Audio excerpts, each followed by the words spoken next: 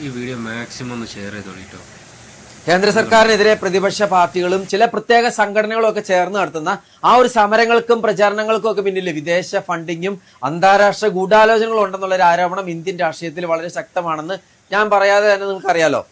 ഭരണകക്ഷിയായ BJPയും കേന്ദ്ര അന്വേഷണ ഏജൻസികളൊക്കെ ഈ ഒരു വാദത്തെ ശരിവെക്കുന്ന പല തെളിവുകളും വിവരങ്ങളും പലപ്പോഴുമായിട്ട് പുറത്തു വിട്ടിട്ടുള്ളതാണ്.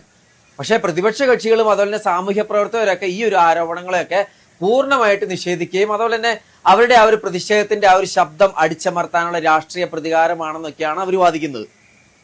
പക്ഷേ നമ്മുടെ രാജ്യത്തെ താർക്കാൻ വേണ്ടി വിദേശ ഫണ്ട് നല്ല രീതിയിൽ തന്നെ കിട്ടുന്നുണ്ടെന്നും അത് എവിടെ നിന്നാണ് കിട്ടുന്നതെന്നും ഒക്കെ ഡൽഹി പോലീസും CBIയും EDയും ഒക്കെ പുറത്തുവിട്ടിട്ടുള്ളതാണ്.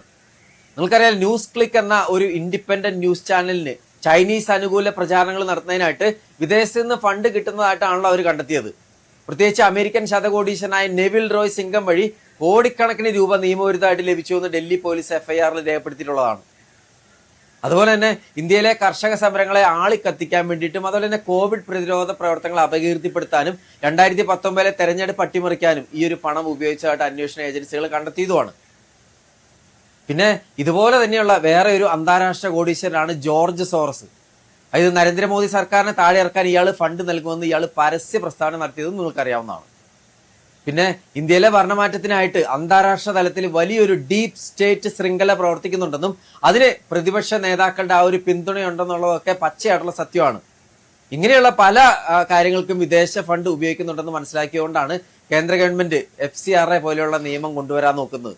ഇന്ത്യയിൽ നടക്കുന്ന പല സമരങ്ങളും മുൻകൂട്ടി പ്ലാൻ ചെയ്ത് നടപ്പിലാക്കുന്നതാണ്. അതുകൊണ്ടാണല്ലോ ഈ ഒരു കർഷക സമരങ്ങളുടെയും പിന്നെ ഈ ഒരു പൗരത്വ നിയമ ഭേദഗതി വിരുദ്ധ സമരങ്ങളുടെയും ഒക്കെ സമയത്ത് വിദേശത്ത് നിന്നും അഡ്വാൻസ് ആയിട്ട് പ്ലാൻ ചെയ്ത് ഇന്ത്യയിൽ നടക്കുന്ന ആ ഒരു സമരങ്ങൾ എങ്ങനെ നടക്കണം, എന്ത് ഹാഷ്ടാഗ് ഉപയോഗിക്കണം എന്നൊക്കെയുള്ള ഇൻസ്ട്രക്ഷൻസ് പ്രതിപക്ഷത്തിന് രഹസ്യമായിട്ട് കിട്ടുന്നത്. ചുരുക്കി പറഞ്ഞു കഴിഞ്ഞാൽ രാജ്യവിരുദ്ധമായിട്ടുള്ള ശക്തികളും വിദേശ ഫണ്ടുകളും ഉപയോഗിച്ച് അല്ലെങ്കിൽ അവരെ കൂട്ടുപിടിച്ച് ഈ ഒരു രാജ്യം നശിപ്പിക്കുവാണ്.